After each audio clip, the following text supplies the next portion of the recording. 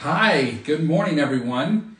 Excited to bring you all a special guest today. Bonnie Hall is a dynamic, terrific, well-experienced realtor here in Arizona and friend and business partner.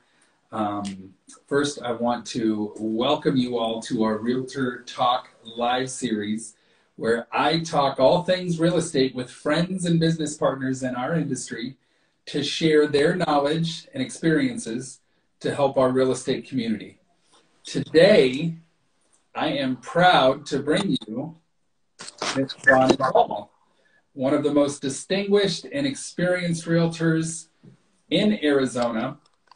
And we're going to have a fun 15 to 20 minute session with Bonnie, where I'm sure she's going to enlighten you with some tips and also share some of her interests and passions outside of real estate.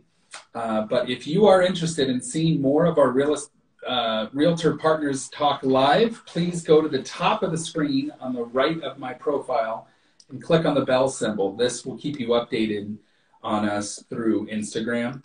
And also, if you have any questions during this live session, please click into the bubble symbol with the question mark in it at the bottom of your screen, and we will be happy to answer your questions during this show. So let's get into it. Hi, Bonnie. Good morning.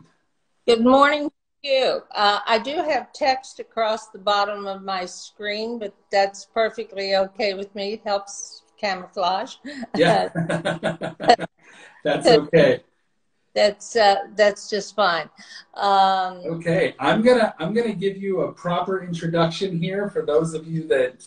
I'm going to give you a quick, proper introduction, Bonnie, so that everyone can know some of your background and history, and then we'll get into some questions. Is that okay?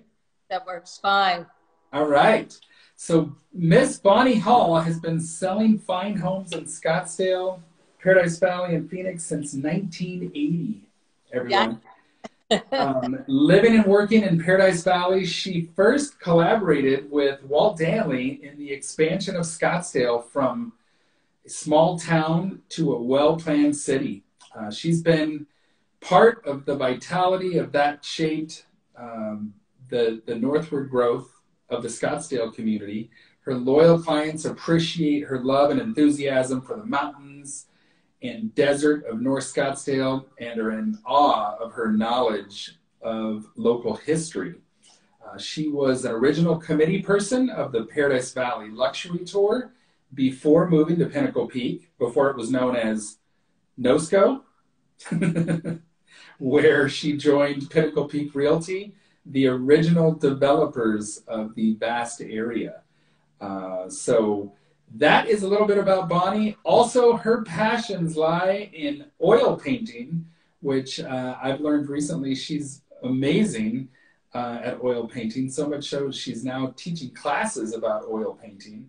And I also had the privilege to meet her baby, her fur baby, recently, which was awesome as well. She loves that baby as well. That's right. How do you want to get into this, Bonnie? I have some questions for you. Would you like to say anything to begin here before we start getting into the questions part of it? I can only say several years ago I was on a panel, and it was kind of what does it take to be a luxury realtor, and everybody was saying, oh, you got to sit on homes in Paradise Valley or the Biltmore or whatever, and finally got around to me, and my attitude was you build a core base of families, and whatever that family's needs are, whether it's a $3 million property for their first home, second home, or whether it's a condo down near ASU for their grandkid, they then learn to think of you as they have their banker, they have their lawyer, and they have you as their realtor. And I think that's what you build a luxury career on, is meeting needs. Yeah, that's a great tip and a great just observation. it's amazing. I think the conversations I've had with you about when you first started in real estate, many of the people buying homes that were considered luxury probably didn't live here full time. Correct. And boy, has that evolved, right? Yeah, our city has expanded so much that we're not just a tourist destination anymore, and Yeah, people realize what we have to offer on a year-round basis. So, yeah, yeah. Arizona is not a secret anymore. nope, that's what the Wall Street Journal said. Yeah, yeah, and yeah, the luxury market is.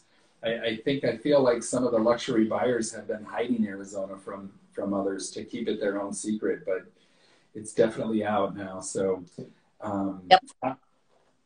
yeah, so let's get into some questions here because I'd love to get uh, your input and insight and experience so that you can just share that with some of the people watching us here. Sure. Question number one I'm going to ask you is it a good time to buy or sell a home in the Arizona luxury market right now?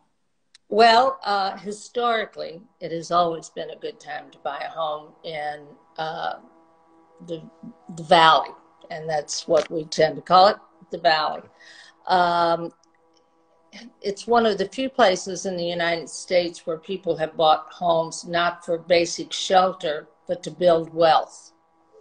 Our appreciation rate has remained consistent. I've been through about 3 or 4 down cycles, but when it comes back, and if you drew that line out to a straight line, ups and downs and valleys, but think of it as a piece of clothesline, we have consistently outperformed most of the United States. And it's kind of like, when do you jump on the merry-go-round? But we are considered a state where home ownership is a wealth builder. Yeah, yeah, absolutely. Um, okay, so I just keep thinking about luxury. I mean, I know when I met you, I think you were when I heard your name and was trying to go after your business, I should say, and ran into a couple different places. It was always luxury, you know. And but I think in watching you from a distance and now up close, it's awesome to hear you talk about the history of the valley and you know, because you just watched certain things develop that weren't here 20, 30 years ago. Yeah, I started when I moved to the Valley. It was 1977, and my first home was in Arcadia, across from the Phoenician, what used to be called the Jokaki Inn. And I loved Camelback Country Club, but there wasn't anything in Camelback Country Club for less than $100,000. So we bought in Arcadia, and then later on, and Camelback Mountain and Mummy Mountain. I moved around a lot, quite candidly. But then in '93, I moved up to Pinnacle Peak and found my roots. And I've never thought about leaving this area. But I still know every back road in Paradise Valley. I can get you from Lincoln Drive to 64th Street out to Cactus and avoid all the traffic that is done by using nothing but back roads. So I Yeah. said, oh, every road down there. So Yeah, that's a good trick to know. we were such a tourist-driven city, Scottsdale. I think the population of Scottsdale when I moved here was 80,000, and I think metropolitan Phoenix was 800,000. Well, now we're in the millions. But it was a city that closed up during the summer. The Royal Palms closed down. All of the resorts closed down. So it was a totally different town in that time. Yeah, yeah. No, I love you putting numbers out there. You Mm. know, mentioning just mentioning it was the only area. I mean, homes were going for like 100,000. You just mentioned. Oh, Now it's like you can't even buy a lot to tear down a house for less than a couple million. It's like wild. so, well, I remember when our houses here, and I was at Pinnacle Peak Realty then, and this had to be early to mid 90s, and I went to the broker and I said, my God, price per square foot is $200 a square foot. This is California prices. So, Yeah. so. And here we are. Yeah, and here we are. So, Um, okay, let's get to the next question here. I think this would be a great one for you to answer. Um, what are some tips for buyers and sellers in the Arizona luxury market right now that you can give? well, buyers and sellers are kind of two different equations on the scale. It is definitely a seller's market right now, and I just put one together last night that the people came in with what I considered a stratospheric offer. So please, and we had another offer. I think for a buyer, and that concerns me a lot because three of the things I put in escrow very recently were for buyers, and so cash is king. Of course, not everybody has cash. And that is to get your pre-qualification done, and I'm sure other people have mentioned that, and align yourself with a very experienced realtor who knows the entire valley. And that's a hard thing to do because you have places that have super fun sites, and you have places that back to what's going to become a busy road in 3 years. And so you have to kind of, you don't lead them blindly into a place that you don't know. And pull in help from someone in the South Valley if you don't work in the South Valley.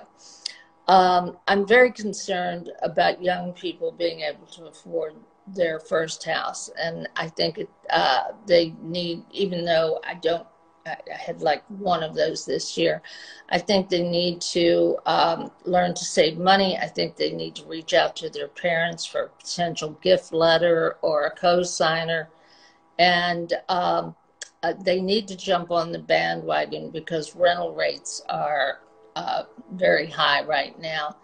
And again, they need to start building that residential wealth that they will accumulate. And most of all, get yourself an informed mortgage broker like like my host here. So Dan, you are even if I think people aren't going to need a mortgage, I still send them to you for education, and I that, and you Yeah. always calls. Yeah, and I appreciate that. I tell buyers right now you have to have a good team, and it starts with a amazing, fantastic realtor that you're right is experienced like yourself, knows the ins and outs, knows the growth that's happening in Arizona right now, what the next moves are, and I mean every time I talk to you, I feel like you're telling me about this new semiconductor company that's opening up, and I have a buyer that's going to be working there, and I mean just different things going on in the valley. I think that your love of the valley and Just, your history of the valley is amazing. just this morning, there was a big article where the Nestle company is building a huge factory to make like Coffee Mate or whatever Nestle's brand is. That's coming, and that's huge. And that was in, I usually read like 3 newspapers in the morning, local, national, and the Wall Street Journal. So I pick and choose what I look. I don't spend hours on it, but it's kind of like, and that's one of the things. If you are dealing with sophisticated buyers and sellers, you need to have an idea of global finance. I went back and got a business degree after my medical career. And those two together have been really helpful to me because there's things you take out of your medical career, such as looking after people, having their best interests. But they also are very sophisticated financially, and you need to be on top of that also. Yeah, yeah. I love the details that you give me when you pass a client over. It's amazing. It's amazing because Personal profile. yeah. Well, over the years, I've changed up my approach just in regards to my first conversations with clients. And, you know, so the majority of them come from realtor partners like yourself, but, you know, I'm very basic now in regards to like my initial questions. And, you know, most of the time it's just tell me what your goals are. And, you know, and because I just want to learn about them at the beginning. And, you know, some people just shout out, well, my goal is to buy a house. You know, what, don't you know that? And I'm like, well, I know that, but, you know, is it a short-term buy, a long-term? Do you see yourself moving soon? You know, all those kind of things, you know, and then I get into, you know, a price point and comfortable down payment and so forth. But your clients, I can tell always before I get to them or before I touch them, you've gone over all those type things with them. So it's easy to see why you're successful because, you know, they know that you care about them. They know that you care about them because you've asked those types of questions, you know, Like, that are so important. yeah, historically, realtors put clients in their car and drove around with them. And some of them, I called a Chamber of Commerce tour, just telling them about the valley and that type of thing. But you found out so much about them because you had them in a confined space all day. COVID sort of changed that in that we met them at the properties. And it took longer to glean from them what they really wanted. I mean, because frequently what they told you they wanted at the beginning was not what they really settled out on. So, yeah, that's a great point. Great point. So, okay, let's get into the next question here. So, what do you like most about working in real estate? I thought about that one. I think it's problem solving if you had to distill it down. And that's been the story of my life, some kind of problem solving. And that ends up in extrapolating to serving families and solving their problems. You know, do they need room for their prospective grandkids? You know, what are their hobbies? A lot of people are golfers, a lot of people are hikers, that type of thing. But I would say problem solving comes down to it, and that encompasses knowing the geography of the area, getting to discreetly know their finances. And these people become my friends. So it's kind of it's a nice, but I would say problem solving if you had to distill it down. Yeah, that's a great answer. I think that's how I would describe you with your clients that I've gotten to know from you is you interject yourself right into their lives, into their goals and their dreams, and you know it becomes somewhat of a challenge for you, and that's awesome. That's why that's a big reason why I think you're successful. I actually coined a phrase for myself yesterday. I was in the office and it was a busy day. And I said, well, you've heard of helicopter moms. Well, I am a helicopter realtor. and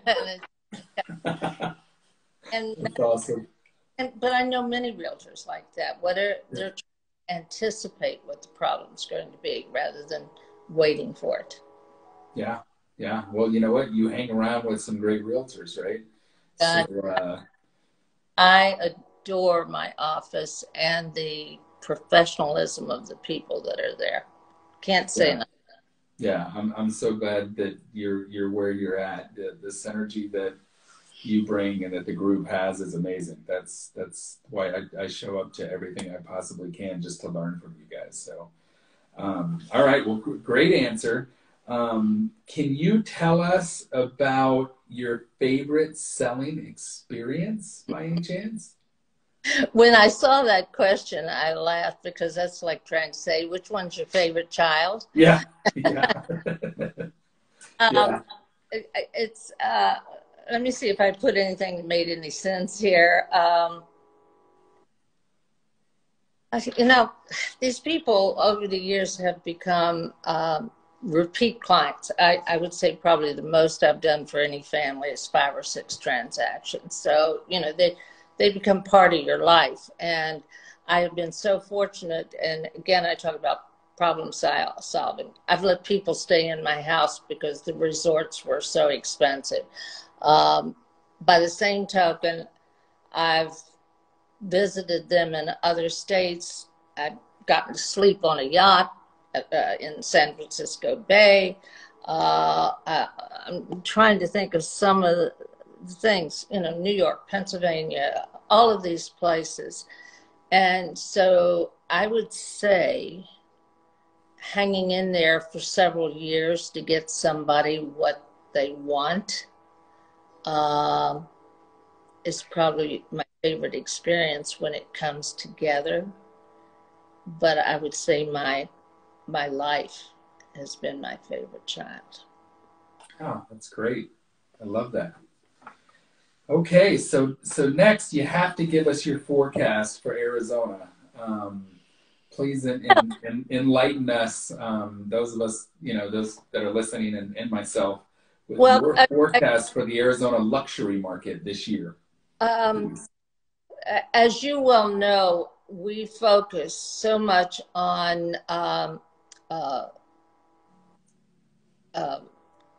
graphs and what's coming down the road and the amount of building that is going to be coming to the valley. But most of all, the one graph I am so involved with is the disparity between supply and demand right now. Mm-hmm. And probably that's the one that I focus on most. And during the 2008, I don't know whether I'm fading out on you, but mine fades out. The supply was way up here, and the demand was way down here, and then that caused several years of builders not building. So we have such a pent-up demand for building, and so many people moving to the valley, and a lot of those are wealthy people. The other thing that impacted was the fact that many large Fortune 500 companies now, they can work from anywhere and fall in love with us. And so I personally see our luxury market staying very good for the next couple of years, barring some catastrophic situation. At 9/11, I had probably 8 houses over $1 million, full page in the back of like Homes and Land magazine type thing. And it took me 2 years to get those wiped off of the book. So you never know. So the idea of waiting till next year when you think things are going to be better is not something I advocate at all. I think people, as soon as they make the decision that they are going to live in Scottsdale, they need to get cracking. Yeah, our appreciation rate, 29% this year, is that the number that's bandied about? Yeah, it's hard to beat those numbers. I drag my friends to planning and zoning meetings. Shows you how boring I am. No, but I think they need to know what's behind the scenes on if something is being developed. Is that a good thing? Is that a bad thing? Yeah. And talk about it at a card game unless you really know what's going on. So. Yeah, that's strong, and I think we will remain strong. Yeah. I mean, if the amount of buyers or shoppers that I have pre-approved right now with my team is any indication, it's don't wait, people. Buyers that are on this right now or that are going to see this later.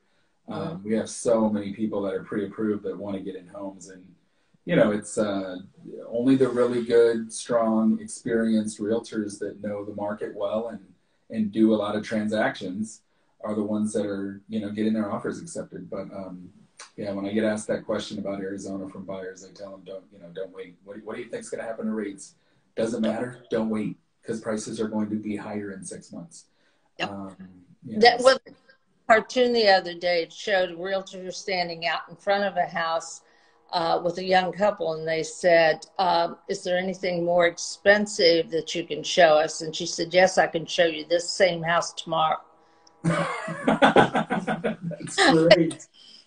I thought that is great. Yeah, that is amazing. Uh, well, okay, but before we forget, you want to talk at all about your oil painting classes that you're doing? I know you love it so much. Well, it's kind of I work very hard, put in long days. And so on Mondays during the season, I take a break during the summer. I teach oil painting at Troon Country Club, and I have 14 in the class. And it's kind of my zen, even though I'm standing up, walking around from person to person, it's still kind of a zen moment for me. Mm. And they all feel that way, that the tranquility of loosening up and that type of thing. I also was invited down to Paradise Valley Country Club, which was quite a coup. You know, the wine and cork, wine and canvas type things that they do and do it quickly. Their person that ordinarily did that had been in an accident. So they heard about me and they asked if I would come down, and they were very gracious. And they did want me to come back, but I've got, my plate is full, quite frankly, and my oil painting students are top of my list. Yeah. Impressionistic. This particular season, I always try to introduce them to like an old master or something. And this time we did Monet's, the lily garden, the Garden's Wow. Edge. So I love Great. that. I love traveling. I've been fortunate to do a lot of traveling in Europe, mostly driving, and I love to drive. So it's all good. I have a good life. Yes, you do. Good All mixture. right. Yes. Okay. So that gets us to our last question. And I like to ask all of the people that I have on here that truly are, all of them are mentors and friends and people that I can learn and grow from. But that question is, what's the best piece of advice you've ever been given?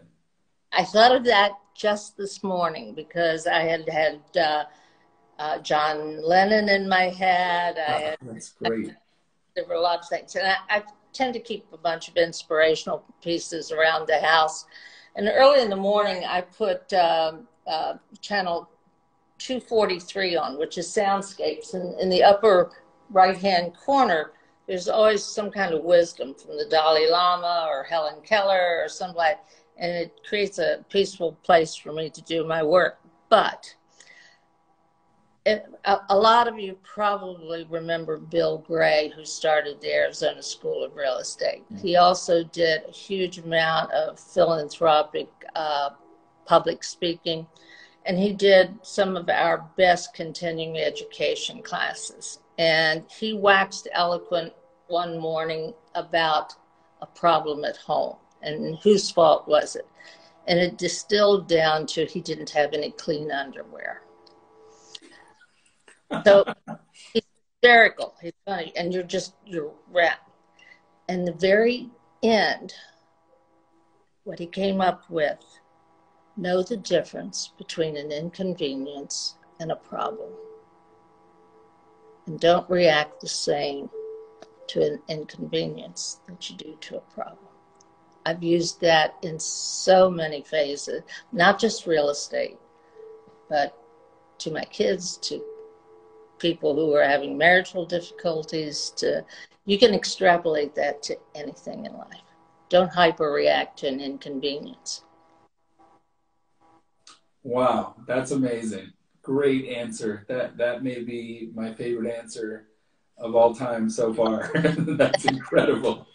Thank That you for that. that is pure Bill Gray. That's amazing. That was easily 20 years ago that I heard him say that, and it's stuck with me all this time. Yeah, thank you for sharing that.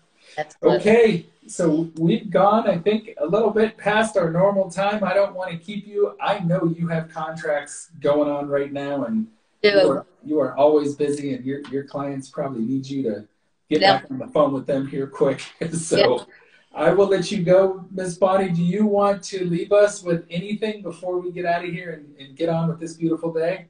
Absolutely not. I'm going to hit the computer and try to do some problem solving, and I love my life.